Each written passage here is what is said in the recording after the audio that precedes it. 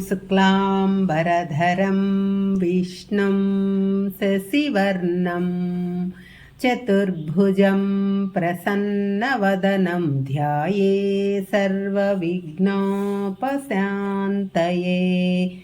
ओम श्रीकृष्ण परब्रह्मणे नमः। श्रीमद्भगवद्गीता अथ त्रयोदशोऽध्यायः क्षेत्रक्षेत्रज्ञविभागयोगः। 11వ శ్లోకం। मयि चानन्ययोगेन भक्तिरव्यभिचारिणी विविक्तदेशसेवित्वम् అరతిర్జన సంసది। భక్తిరవ్యభిచారిణి, పరమాత్మ ఎడల అనన్య భక్తి కలిగి ఉండాలి. అంటే నిష్కామ భక్తి, ఒకే భగవంతుని స్వరూపం మీద భక్తి, ఏకాగ్ర భక్తి, అచంచలమైన భక్తి, దీనినే అనన్య భక్తి అంటారు. ఈ అనన్య భక్తిని ఇంకొంచెం ఘాటుగా చెప్పారు. భక్తి అనేది అవ్యభిచారిణిగా ఉండాలి. ఈ పదం మనకు కొంచెం అభ్యంతరకరంగా అనిపించవచ్చు. ఎందుకంటే వ్యభిచారిణి అనే పదం మనం కేవలం ఒక మగవాడితో, అంటే కట్టుకున్న భర్తతో కాకుండా స్వేచ్ఛగా తిరిగే స్త్రీలకు మాత్రమే వాడుతుంటాం. తనది కాని దాని మీద వ్యామోహం ఉంటే అది వ్యభిచారమే అవుతుంది. కేవలం ఒక స్వరూపం కళ పరమాత్మ మీదనే భక్తి ఉంటే దానిని అవ్యభిచారిణి భక్తి అంటారు. దానినే ఏకాంత భక్తి, అనన్య భక్తి అని కూడా అంటారు. ఒకరోజు ఒక దేవుడిని, మరొక రోజు మరొక దేవుడిని పూజించటం కాదు. అవసరం వచ్చినప్పుడు దేవుడిని తలుచుకోవటం, మొక్కులు మొక్కటం భక్తి కాదు. ఆ కోరిక తీరిన తరువాత, ఆపదలు పోయిన తరువాత వేల్పుల మొక్కులు వెయ్యేళ్ళు అని వల్లిస్తూ దేవుడిని మరిచిపోవటం భక్తి అనిపించుకోదు. నిరంతరం పరమాత్మ యందు మనస్సును నిలపటమే, అంటే లగ్నం చెయ్యటమే అనన్య అవ్యభిచారిణి అంటారు. ఈ అనన్య భక్తి వివేకము, వైరాగ్యము వలననే వస్తుంది. కానీ అప్పుడప్పుడు ఆర్భాటంగా పూజలు వ్రతాలు చేస్తే రాదు. వివిక్త దేశ సేవిత్వం అంటే సాధ్యమైనంత వరకు ఏకాంతంగా ఉండటానికి ప్రయత్నించాలి. ఈ రోజుల్లో అది సాధ్యం కాదు. కాబట్టి 10 మందిలో ఉన్న మానసికంగా ఒంటరిగా ఉన్నట్టు భావించాలి. అనవసర విషయాలలో తలదూర్చకుండా, అనవసరమైన సంభాషణలు చేయకుండా ఉండాలి. ఒంటరిగా ఎందుకు ఉండమన్నారంటే, ఒంటరిగా ఉన్నప్పుడు, ఇతరుల పక్కన లేనప్పుడు మనం ఎవరో మనకు తెలుస్తుంది. ఆత్మావలోకనం చేసుకుంటారు. ప్రవృత్తి మార్గం నుంచి నివృత్తి మార్గంలోకి మళ్ళుతాము. వివిక్త దేశ సేవిత్వం అంటే ధ్యానము, సాధన. జనం మధ్య కాకుండా ఏకాంతంలో చేయాలి అని కూడా అర్థం చేసుకోవచ్చు. జనం మధ్యలో చేస్తే ఏకాగ్రత ఉండదు. అందుకే దేవుడి గృహం ప్రత్యేకంగా ఉండాలి. అందులో ఎటువంటి అంతరాయం ఉండదు. జన సంసది అరతి అంటే ఎక్కువగా జన సమ్మర్దం కలిగిన ప్రదేశముల యందు ఉండకూడదు. సాధ్యమైనంత వరకు అటువంటి ప్రదేశములను వదిలిపెట్టాలి. ఒకవేళ వారి మధ్య ఉన్న వారిలో కలవకుండా ఏకాంతంగా ఉంటూ వారి సంభాషణలు వింటూ ఉండండి. వారి మాదిరి ఆవేశాలకు లోను కాకండి. వారి మాటలను బట్టి వారందరి మనస్తత్వాలు మీకు అర్థం అవుతాయి. అంతేకాని మీరు వారితో చేరితే అందరిలో ఒకటైపోతారు. ఇది సాధకుడికి మంచిది కాదు. దీనికి విరుగుడు ఒకటి ఉంది. అదే సత్సంగము, మంచి వారితో స్నేహము, వారి సాంగత్యం. దీని వలన మనలో ఉన్న జ్ఞానం ఇంకా ఇంకా పెరుగుతుంది. 12వ శ్లోకం.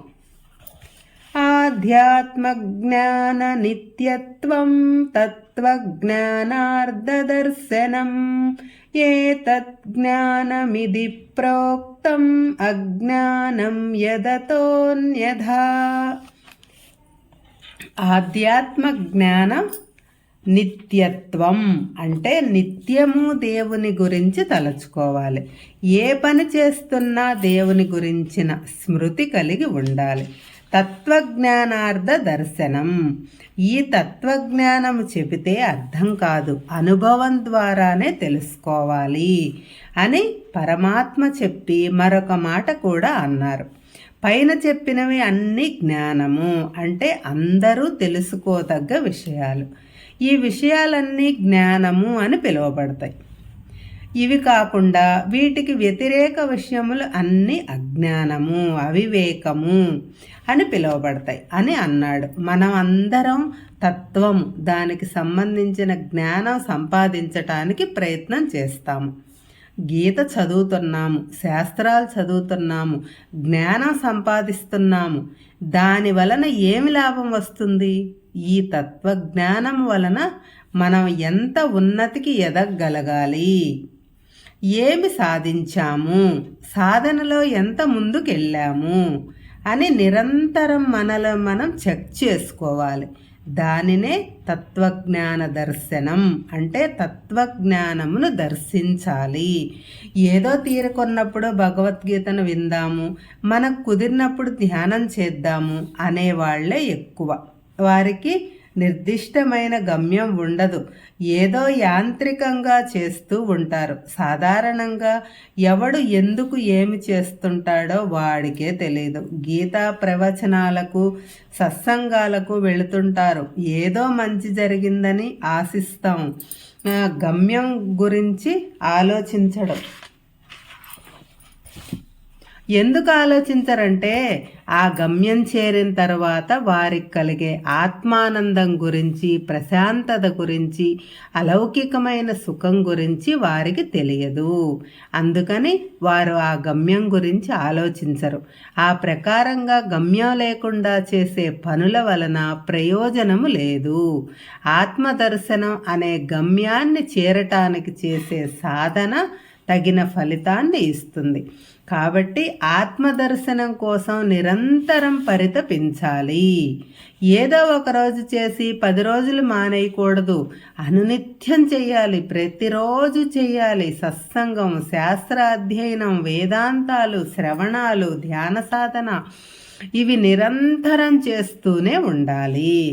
ఇప్పుడు కృష్ణ పరమాత్మ ఈ జ్ఞానబోధన ముగిస్తూ, అర్జున, ఇప్పటి వరకు నేను చెప్పిన 20 లక్షణములు అన్నీ జ్ఞానము అని అంటారు. ఈ 20 లక్షణములు తప్ప మిగిలినవి అన్నీ అజ్ఞానము అని చెప్పబడతాయి అని అన్నాడు పరమాత్మ. జ్ఞానం అంటే ఏంటి అన్న అర్జునుడి ప్రశ్నకు జవాబుగా ఈ 20 లక్షణాలను చెప్పారు పరమాత్మ. ఈ 20 లక్షణాలంటే ఏమిటో ఒకసారి మనం సింహావలోకనం చేసుకుందాం. తన్ను తాను పొగుడు కొనకపోవటం, డంబము దర్పము లేకుండా ఉండటం, ఇతరులను మానసికంగా కానీ శారీరకంగాని హింసించకపోవటం, జీవహింస చేయకపోవటం, ఓర్పు కలిగి ఉండటం, రుజు ప్రవర్తన కలిగి ఉండుట, గురువులను సేవించుట, శారీరక మానసిక శుద్ధి కలిగి ఉండుట,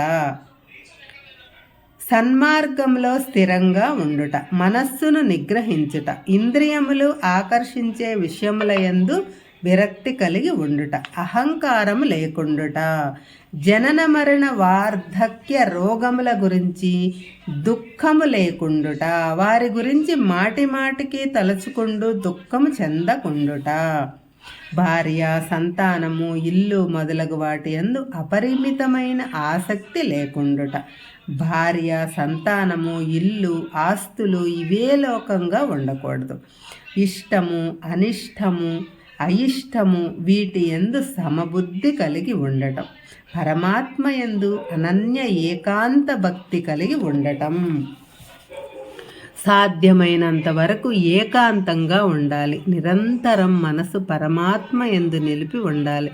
ఎల్లప్పుడూ ఆధ్యాత్మ జ్ఞానం కొరకు సాధన చెయ్యటం పరితపించటం, ఈ ఆధ్యాత్మ జ్ఞానం యొక్క గమ్యం తెలుసుకొని దాని కొరకు నిరంతర సాధన చేయటం, గమ్యం చేరుకోవటం, ఈ 20 లక్షణాల గురించి తెలుసుకోవటమే జ్ఞానము.